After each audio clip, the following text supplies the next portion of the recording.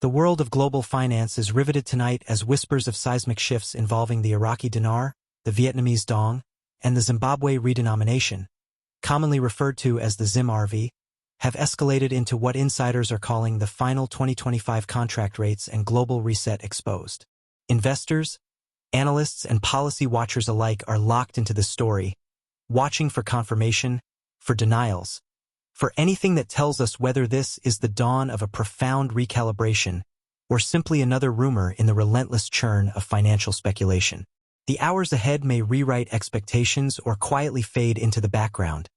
But as of this moment, every signal matters. When signals from Baghdad, Hanoi, and Harare feel so tightly focused, you pay attention. In Baghdad, authorities have reportedly been meeting at the highest levels, convening across ministries and financial agencies, as currency watchers note certain patterns consistent with preparations for a change in the dinar's standing against hard currencies. Although no policy has been officially announced, chatter among market participants points to contract rates being provisionally discussed beyond the long-established peg ranges.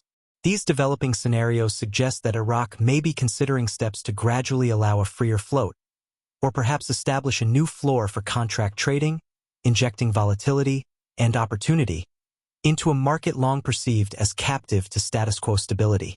Such a shift could redefine contractual valuations used in oil sales, trade settlements, syndicated loans, and capital flows.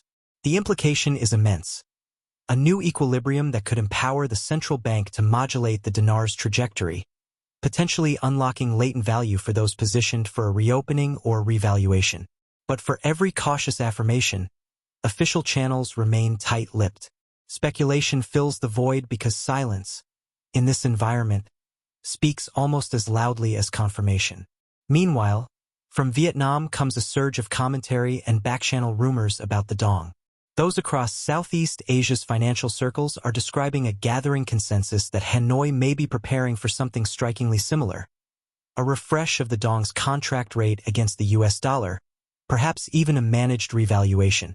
The dong has long traded at suppressed levels, reflecting both domestic monetary policy and regional stability concerns. Yet murmurs of a reset suggest that Vietnam could be aligning itself with a broader push toward recalibrating emerging market currencies, either to spur export competitiveness, counterbalance inflationary pressures, or support mounting capital outflows. Participants in foreign exchange forums and trading rooms report seeing hints of renewed readiness for change, subtle shifts in guidance, nervous repositioning among regional FX desks, and idle speculation morphing into tangible positioning. None of this, however, appears in any public statement. That does not stop the rumor engines from running hot, feeding feverish attention around whether these markets are poised for transformation, or whether we are once again watching echoes of past false dawns. Parallel to those developments, Zimbabwe's ZIM RV narrative pulses through revaluation discussion boards with renewed vigor. The revaluation long promised, long delayed, and forever urgent. Contract traders, diaspora networks, and Zimbabwe watchers observe every inflection in language from Zimbabwean officials, from diaspora community leaders, from diaspora media, from private exchange groups. The term RV, shorthand for revaluation, has been laden with both hope and cynicism. Tonight, there are reports of contract rate adjustments being contemplated in preparation for a broader currency reset, perhaps even a return toward a stabilized structure underpinned by policy reforms, confidence-building measures, or external support frameworks. Whether this is a genuine preparatory step or simply another burst of speculative chatter, the conversation has returned, more frenetic, more insistent than anything seen in months. Across all three jurisdictions, the narrative that ties them together is the notion of a global reset. That phrase itself invokes grandiosity, referencing speculation that emerging market currencies could be reset at more realistic levels in response to global financial pressures, geopolitical shifts, or a collective recalculation of what truly constitutes special or niche currencies in an era of rapidly evolving trade and capital flows. Proponents of reset theory argue that latent undervaluations in select currencies create distortions and arbitrage opportunities, and that a coordinated or cascading reset could recalibrate cross-border trade, remittance pathways, and speculative positioning in ways not seen since past currency realignments. Skeptics counter that this is wishful thinking, that structural reform, not mass revaluation, remains the only sustainable path forward for these economies, and that history offers cautionary tales of resets that convulsed markets then collapsed shortly after. What's clear is that energy has returned to these stories with renewed force.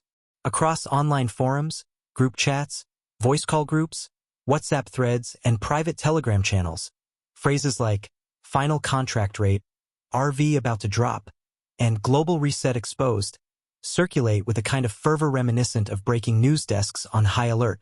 Speculative traders are repositioning. Diaspora communities who hold savings or carry exposure in these currencies are tuning in with both hope and dread. Brokers are monitoring trade desks for shifts in sentiment or demand. And analysts are watching for any public confirming statement or any departure from prior positioning that could signal that rumors are approaching reality. In this environment, timing is everything. If any legitimate change is being orchestrated, the window for positioning narrows rapidly. Too early, and participants risk being stuck in a fading hype cycle. Too late, and there is no meaningful participation, no ability to capture the moment. The question on everyone's lips is whether contract rates are already being set higher in preparation, or whether this is mere speculation fueled by misinterpreted signals, hearsay, wishful thinking, or opportunism. Until a formal announcement emerges from a central bank, a finance ministry, or a recognized financial authority, certainty remains elusive. Yet confidence grows in some corners. Analysts monitoring trade volumes between banks, whispers in corridors, and unmapped off-floor FX trades note an uptick in inquiries about forward rates, about access to first-draw tranche contract quotes, about facility currency caps for institutional clients. That kind of whisper cycle, historically, often precedes markets moving. Observers suggest that while public markets stay calm, private channels may already be pricing in potential revaluations gradually. Of course, that may be purely interpretive, but in the high-stakes world of foreign currency speculation, perceived momentum drives market behavior as much as confirmed fundamentals. We should also account for the macroeconomic context that makes such speculation plausible. Iraq remains deeply dependent on oil revenues, and even small enhancements in FX flexibility can drastically affect trade pricing, debt servicing, and budget planning. Vietnam navigates a delicate balance between export growth, inflation control, and global investor sentiment amid ongoing reform pathways. And Zimbabwe, still recovering from decades of economic instability and hyperinflation, is particularly sensitive to any signs it can regain currency sovereignty and restore trust, even in a limited, managed way.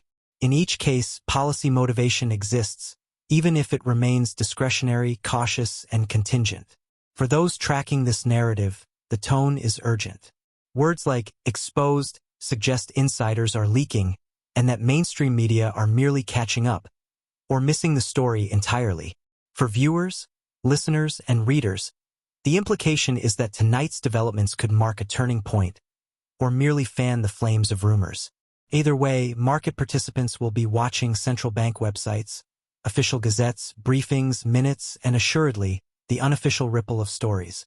Within hours or perhaps days, these murmurs may coalesce into verification or dissipate under the weight of silence.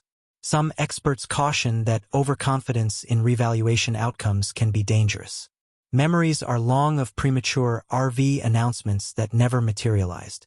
There were exchange schemes that promised broad increases in rate, yet only delivered modest adjustments before retreating under internal or external pressure. Speculative interest then collapsed, leaving stakeholders locked in positions that became costly liabilities. The urgency such stories ignite can blind investors to the underlying fundamentals.